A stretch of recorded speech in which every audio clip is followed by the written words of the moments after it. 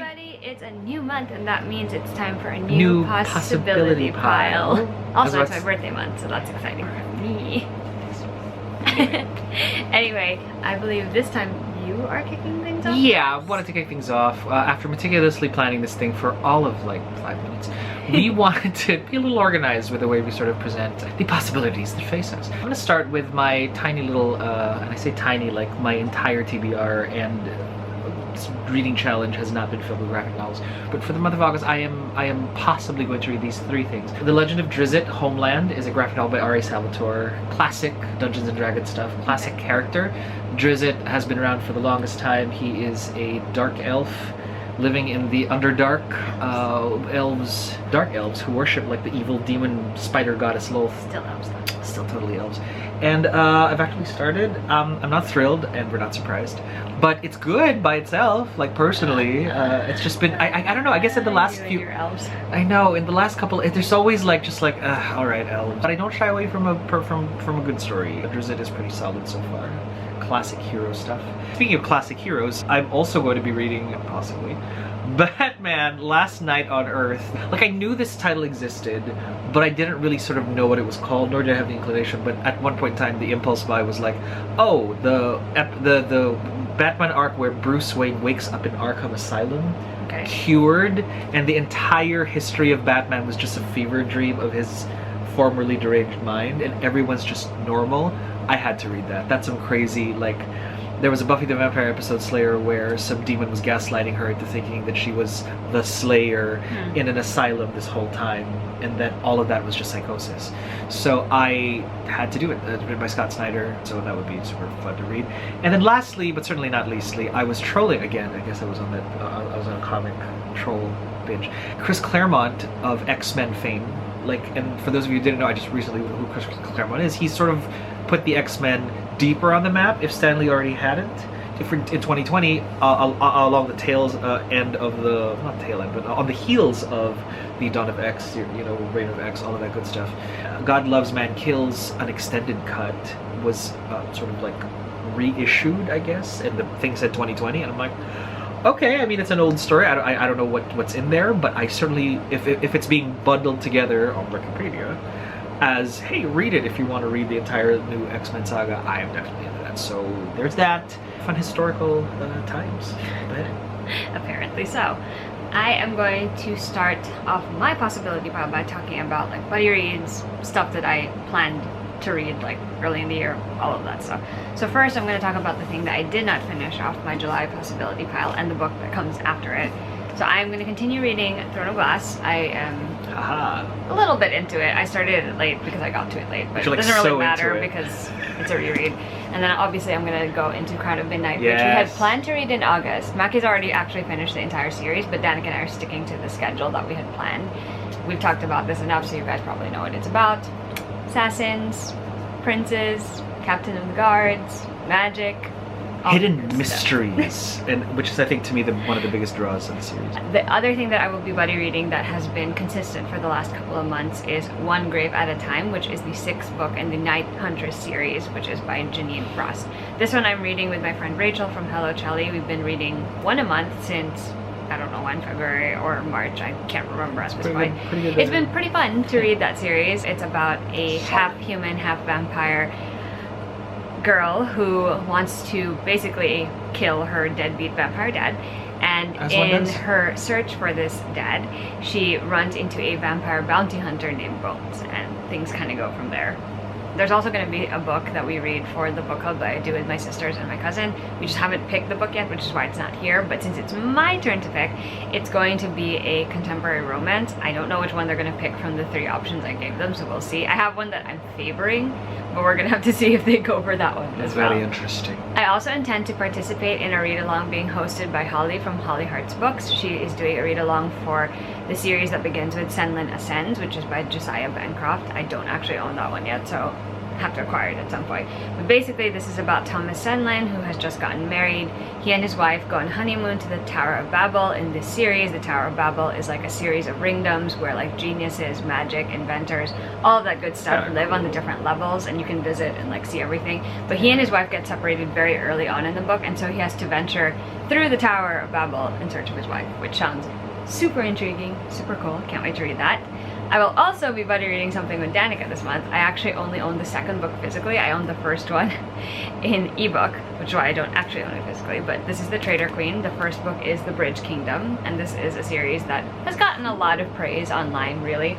So The Bridge Kingdom is actually about a warrior princess named Lara, and she has been trained her whole life, and she knows only one thing, and that she kind of wants to take the king of the Bridge Kingdom down, basically. Sounds so much like So she ends up getting sent to the Bridge Kingdom as sort of like a peace offering. She's supposed to be the bride to the king, and obviously she has other plans, but when she's there she doesn't quite count on the emotional turmoil that she's going to experience. So I'm really looking forward to reading this series. The books are by Daniel L. Jensen, so I can't wait to get to it. This is going to be longer than a duology, but I think the original story with Lara actually ends in the second book, so I'm very much looking forward to Very it out. cool. And last but not least in this section Certainly is a not book least. that is off my books to read in 2021 list, and that's Can't Fear Your Own World Volume 1. This is a novel set in Bleach world. Bleach is an anime that I thoroughly enjoyed that involved Shinigami. The Soul Reapers, Society. who basically take the souls of the dead, make sure they bury their thing, but then there are monsters that try to eat the souls and then maybe fight those monsters. This particular novel is about a character I really enjoy, and that's Hisagi. He is one of the vice captains of the different squads of the Shinigami that exist in Soul Shinigami Society. attack. He ends up getting thrown into a new fight, as there is a mystery that his captain, who ended up being a traitor, left behind, and so Hisagi kind of has to pick up the pieces in this story, and I'm looking forward to it. It apparently explores more of the souls, the Four Noble Houses, and even the Soul King, which I'm looking forward to learning more about, so I'm looking forward to finally reading. It's set after the series ends, right? I believe so. Ooh, I honestly really don't gonna know. want to know what the Soul King's all about. Anyway, Off to my side of things. I'm going to kick off this particular segment of our possibility pile with a bunch of witchy reads. That's right. Witch reads have sort of crept into our possibility piles this time around. It's sort of a confluence of literal sort of like events. And I'm going to start with me just because I finally have gotten out of my reading slump. I started sort of reading again, and I own these on Kindle as well because I just love the first book. I think it deserves all of the lovely praise that it gets. So And it's these books about a young witch named Arian Wynn. And apparently it's a trope where young witch coming of age decides to move to another town to strike a life for herself and make good in the world, which is that's Kiki's Delivery Service. I would assume that's also Eva Evergreen. This is in the tradition that this is a little. It's probably older than Eva Evergreen and well after Kiki's Delivery Service. It's lovely it's nice coming of age tale, and the first one was really, really good. And these two are just basically the aftermath of she's proven herself. Okay. And now what? And whatever it was that she proved herself against in the first book, the fallout is it's pretty much larger than we thought. And a larger world is sort of like being unfurled. So it's kind of like pastel gothic. That's a good term, right? Because because there's still a gothic element to it. There's evil and darkness and ancient glyphs, but also we're little girls and we're discovering who we are. And we're friends forever. And I'm like, that's pretty cute. I like that. That's very light. Do we own the first one? I mean, aside from on Kindle. Yeah, we do. We absolutely do. So we have all three books. Just check. Which leads me to the other witchy book that I have seen this all up and down, like all of the ads on all of my social media, because I guess that's just me. Like I see, and it's ads for the series for the TV series. It's A Discovery of Witches by Deborah Harkness. By the way, it's A Witch Alone is by James Nichol. Lovely book. I think she falls in love with a vampire in this one, and I just, and it's like a forbidden kind of love because the vampires and witches don't mix, and then the vampire in the the trailer gives her like this gives her this smoldery look, and I'm just like, all right, let's get into that. So I don't know what's gonna happen first, if I end up just caving and watching the series, or if I just, because this is on my Kindle already, and then just sort of like grab it. But Arian Wynn first, then we'll see what happens with so the Ms. wholesome Harkness's witch first. Yeah, the pastel goth is my new It's right up there with Approachable Assassins and Bubblegum Noir. Oh god, that's funny. Okay, my turn to share some witch books. Maki actually already talked about most of them. First is Kiki's Delivery Service, which is by Aiko Kadono, and it's translated by, we're going to actually look that up, Emily Balistrieri, and there are illustrations by Yuta Onoda. This is the newer edition that came out last year. So this is about a half-witch named Kiki who is eager to embrace witch tradition, which states that when you are 13 years old, you basically choose a new town to live in for a year, and you try to make a difference in that town. Apply your really trade. what it is. But when Kiki picks her town and she settles there, things don't exactly go according to plan. I have always loved the Studio Ghibli movie. I've never read the book, but I am excited to do that and then watch the movie because it's great and I love it. And Imagine I love the Kiki and Gigi nuance. so much. So I'm very excited about that.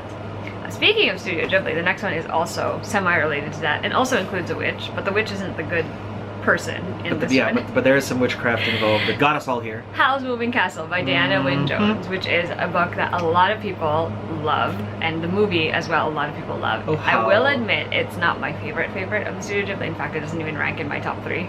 Howl, you fangirl thirst trap. Anyway, Sophie is the main character of this book, and she is cursed by the Witch of the Wastes, and it turns her into an old lady. And the only way for her to break that spell is to find the wizard Howl, who lives in a moving castle. The movie is very charming, I will admit, and has that Studio Ghibli aesthetic that we all know and love. I just think that Billy Crystal was Calcifer in the English dub. But I'm excited to read the book. I know it's the first in a series of books, actually, about these two characters, so we'll see if I continue with it, but I'm definitely looking forward to reading that. And last but not least, I'm actually going to reread Eva Evergreen's Semi-Magical Witch, which I read in January. I'm rereading it because the sequel, Eva Evergreen and the Cursed Witch, is actually coming out in a couple of days from when we're filming this, and I'm so excited about that. That's kind of cool. So Eva wants so badly to become a novice witch before she turns 13, because if she doesn't, her magic will be taken away from her. And she can't have that. And so she embarks on her sort of journey that's required. And same thing as Kiki, where she has to go and settle in a new town, be helpful to the town. The only problem is that Eva only has a pinch of magic, unlike a lot of her peers, unlike her mother. And while she's in the new town, she kind of learns that it's okay to only have a pinch of magic, and that she has to do what she can with what she has. And it is wonderful and great and wholesome, and I'm super excited to reread it, and super excited to read the new book when it comes out as well. Alright, with the witchy books sort of out of the way, let's go back to some of sort of my couple of books that I have to sort of like want to read. So one of them is Dune, because by Frank Herbert. Dune is coming out. I can't believe it's finally coming out. Yeah, the movie's coming out. It's got some really cool, some great casting. It's got some great effects. I actually know nothing about Dune except like it's got spice and it's like a giant desert planet. And it's like a sci-fi classic. And it's like a sci-fi classic, and like most sci-fi classics, it's one of those big tentpole kind of things. And yeah. So looking forward. It influenced a lot of things. Yeah. So looking forward to see, and there's like giant worms or whatever those. Yeah, that's actually the only other thing I know about it. There's like giant sandworms. So some friends have read it, and it's been pretty cool, and we'll see where that goes from there.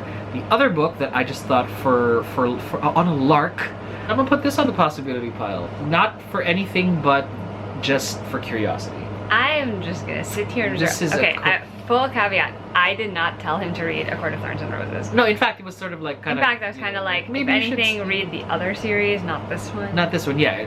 Like Crescent City, which has perpetually been on my TBR since it came out, which I have started as well, but just never got around to reading because I was in the slump. And yet, I don't know if this is just curiosity, because I think it's curiosity. Because there is, it's really just that, and so it's a bunch of fae. So probably the only reason I'm even sort of getting into this is because the kind of fae that I kind of stay away from are like the wee folk who like trick mortals into like no, that's not really giving up their babies. I mean, they can replace them with changelings and whatever. In it if they do things to aggravate the fae. Yeah, which is natural, I think. Sure, I mean, bug anybody and they're gonna like come after you in just the right way. So that it's not necessarily that kind of fae story. I'm sort of down for it because I kind of don't want like the whole we shall torture the wee mortals. I didn't really tell him anything about this one, and I don't know anything about it either. So we'll find out literally the first 2 chapters. So I'm like, well, I'm done. Might as well go back to Drizzt. So that there is that. I'm very curious. Very interesting to see how that's gonna pan out. Going back to you. Well, I guess it's us if you're planning to read it too. Yes. Because that's all I've got. But tell the lovely folks why you're gonna read it. Well, Mackie picked it for me. I've been reading a book or a series a month that someone else has picked for me, and so this month it's Mackie's turn because it's my birthday month, and I always let him pick during my birthday month. So I think, I can't remember, 2 years ago, maybe 3 About years, 2 years ago, yeah. he picked a series for me to read. And I obviously loved it. I do. And I still think of it very fondly to this day. So good. And so he picked another series set in the same world for me to read this Literally year. the next 3 books after. And that's the second trilogy in like the Kushiel series. This is the second set, so it's sometimes called the Imriel trilogy. It's Which sometimes it still really called, is. There's another name for it and I can't remember it right now. But anyway, it consists of these 3 books. I can't remember the order. I think Cheyenne is first? Cheyenne, Mercy, Yes. Justice. Okay, so it's a little backwards. No. Cheyenne, Justice, Mercy. Anyway. Whatever. Anyway. I just know how it ends and it's great. Cheyenne, Kushiel's Justice, and Kushiel's Mercy. These are the next 3 books in the series, the Kushiel series that Jacqueline Carey has written. So I read Kushiel's Dart, Chosen, and Avatar a while ago. Love them. They're about a character named Phaedra. She is a courtesan of sorts in an unusual way because this world is a little different from the typical fantasy world you read.